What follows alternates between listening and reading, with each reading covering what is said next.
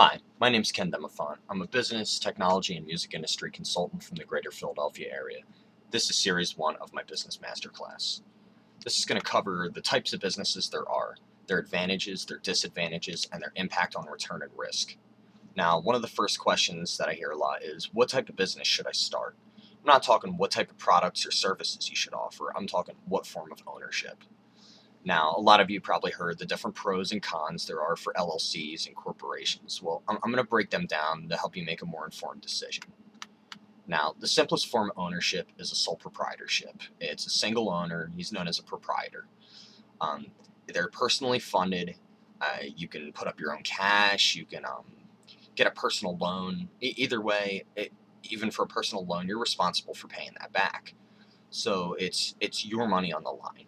Now, there's no stocks, nothing like that, so the only way to gain capital is personally. They're the most common form of business. They make up about 70% of businesses in the United States right now. Your income's considered personal income by the IRS, so that goes under your personal income taxes. The advantages are the earnings are yours. Any money that you make pretty much goes in your pocket minus what the IRS takes out of it. It's an easy startup. There's minimal legal requirements. Some states require a general business license, other don't. I mean, it just depends on your on what jurisdiction you fall under. There's some lines of work. Obviously, you're going to need a business license, but typically, for most, you could just start it up with either the possible general business license, or you just might even just need a what's called a DBA, which is a doing business as statement, which you just file with the state for a fictitious name. Also, you have total control over your business. You obviously don't have any partners you have to answer to. You don't have any stockholders you have to answer to. It's your business. You run it how you want. Now, the disadvantages: you take 100% of the losses. If your business goes under and you had a personal loan out, that's going on your credit unless you find a way to pay it back. You have unlimited liability, meaning you have no protection from lawsuits. If somebody wants to sue you for something that you did under your business, that lawsuit is actually going to you. So that's something to keep in mind. Also, also you have the limited funds. I mean, it's not like you're selling stocks. It's not like you have shareholders all thrown in the pot. It's pretty much whatever you're able to gather up is what your starting capital is and your operating capital. All right. Next type of business is a partnership. It's co-owned by two or more people. They're the partners. It has to be registered with the state. You typically have to do what's called an article of partnership. They make up about 10% of U.S. businesses. Now, there's two types. There's general and limited. A general partnership has all the partners have unlimited liability, meaning if you guys are running a business and somebody decides to sue, you're both getting sued for your personal assets. Now, a limited partnership, you have some limited partners. The liability is limited to the assets they contributed. They're pretty much just investors. They play no role in the management, but they do share in the profits and losses. Now, the general partners, they manage the business. They receive a salary, share profits and losses also, and they still have unlimited liability, meaning they can be sued. Now, all the earnings that are distributed to the partners are considered personal income by the IRS, and it goes on your personal income taxes.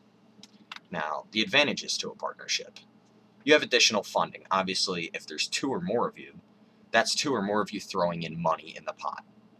You have shared losses, though, which means, yeah, if you're all kind of throwing in, you're not individually taking that loss. You're kind of taking it as a group, so it's being absorbed a little more spread out. And there's also a possibility for more specialization. I don't know, let's say you're starting a dentist office. One of you could be the guy who does the oral surgery, One of you could be just more of a routine maintenance kind of guy. Well, you're both throwing in your specialties, and you're offering a wider spectrum of services at that point, which obviously is a good thing for business. The disadvantages: shared control. Obviously, more people equals more people that have to agree. So that can be a disadvantage. I mean, it just depends how you and your partners function together. I mean, it could be a good thing too. Unlimited liability still is in play, just like in a sole proprietorship. So obviously, yeah, it's a disadvantage to have the ability to get sued for your personal assets. Um, Also, you're sharing your profits. That money is getting split between the partners. Now, a lot of people don't realize this, but these are forms of partnerships that I'm going to go over next. We have the S corp, and we have the LLC, limited liability company. I'm going to start with the S corp. An S corp is typically limited to 100 or fewer owners. Um, that offers limited liability. It's taxed like a partnership, which is good.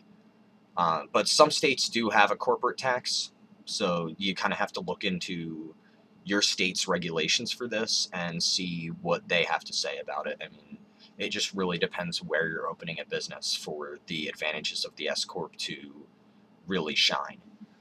Um, then we have LLCs. As I said, that's a limited liability company. A lot of people think that the C in it stands for corporation, but it doesn't. It's actually a form of a general partnership. Um, it has the same advantages as a partnership, but it offers limited liability for the partners. It protects your personal assets from liability lawsuits. Now, the nice thing about this are the rules on the liability restriction are a lot less stringent than they are for an S corp. So that's a nice advantage there.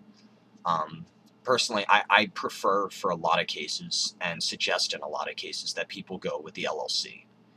Now, the rules do vary from state to state, so again, just like an S corp, it really depends where you're opening it to really have these advantages really stand out for you.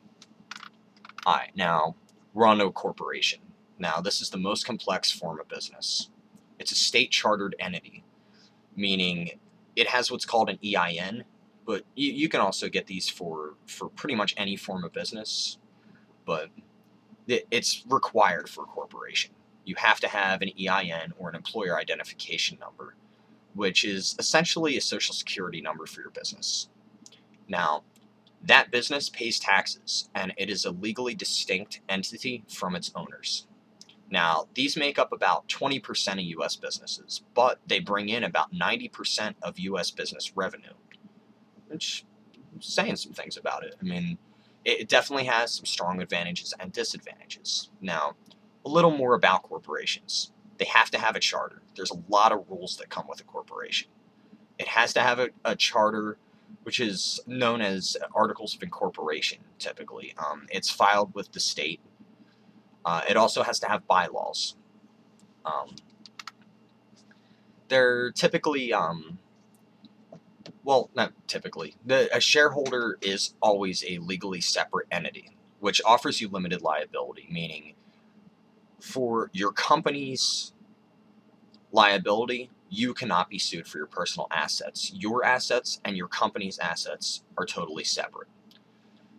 The only potential loss you have in this is your personal investment. Now, a little more about how they work. It's owned by its stockholders. Stock shares are what are certificates of ownership, essentially. Now, the stockholders, they elect a board of directors. The board of directors sets the general policies. They elect the key officers, like the president, different vice presidents, etc. And the key officers, they're the ones who handle the day-to-day operations. Now, the board of directors, they can replace the key officers. Let's say the president, he's not really doing what he's supposed to do. Well, the board of directors, they can just be like, well, you're a terrible president, we're getting rid of you. And they'll elect somebody new for it.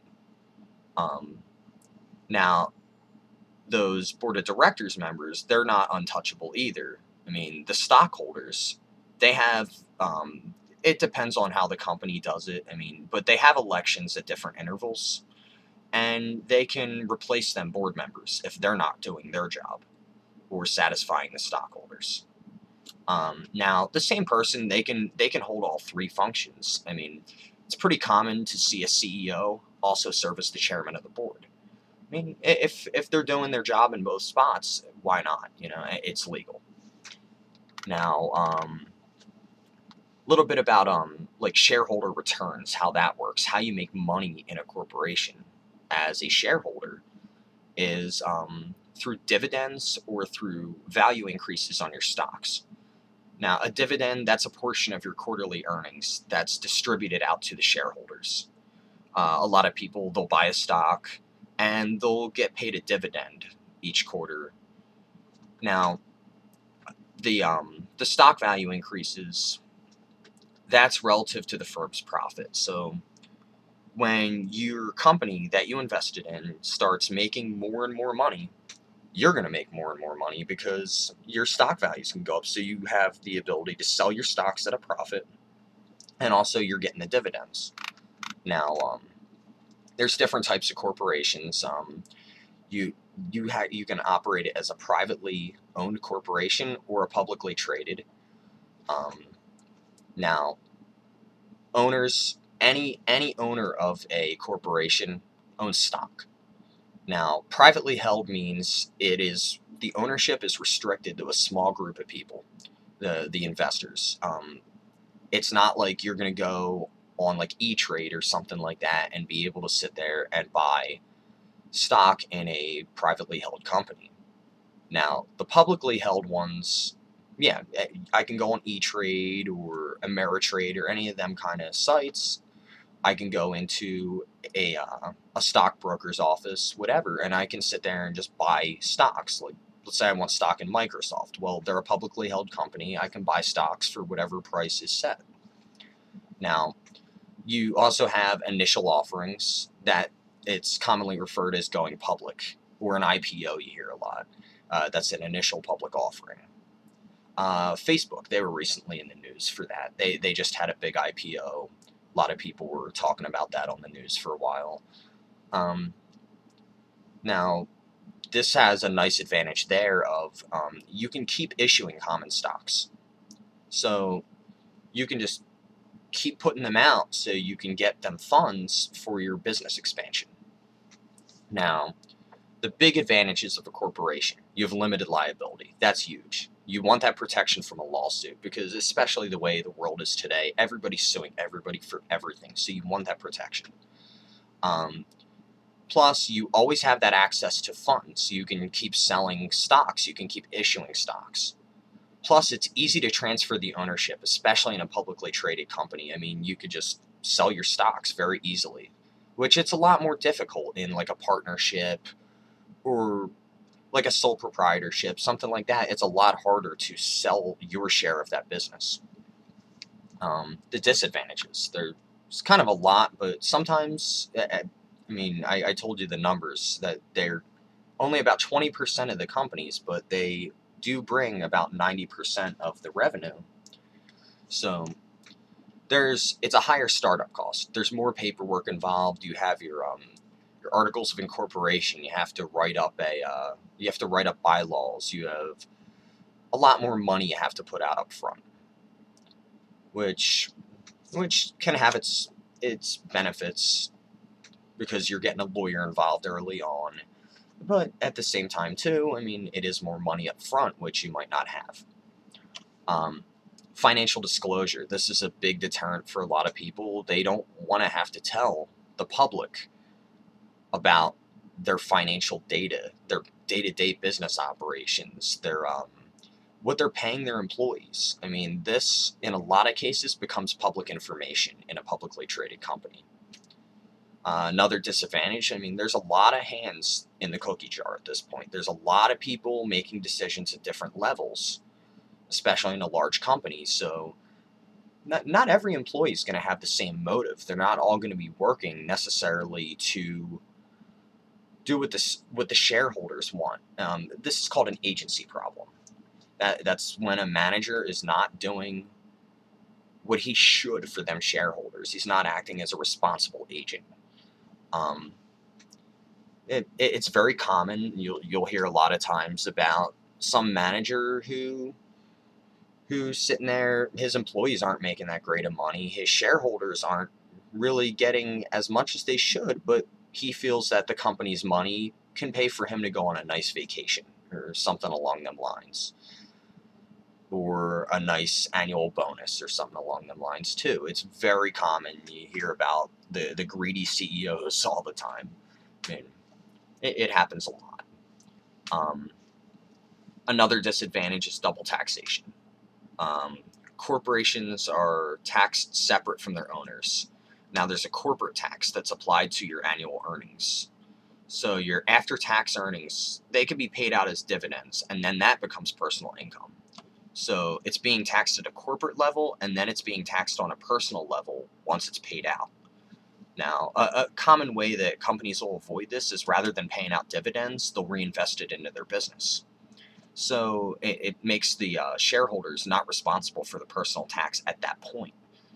Now, when them shares are sold at a profit, it's still called a capital gain, which is your price stock sold at the price that the stock was sold at minus the price you paid for it. So it's still subject to a capital gains tax. So the double taxation is still there either way. It's just you can kind of delay it. Now, return versus risk, or return and risk, really. And just the best ways to calculate this. You have return on investment, and that comes from your firm's profits. Now, you have equity, which is your total investment by stockholders. And you have your return on equity, which is, in a lot of people, myself included's opinion, the best way to judge a business's profitability.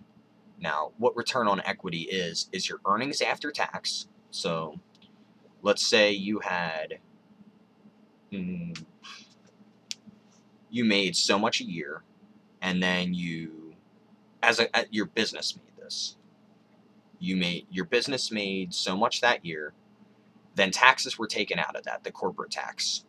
So that's your earnings after tax. You divide that by your equity, which is how much was invested into it. That leaves you with the percent that was gained on investment. So that's a nice, simple way to judge your profitability. All right, well, I'm going to wrap this up. This has been Series 1 of my masterclass. Stay tuned for Part 2.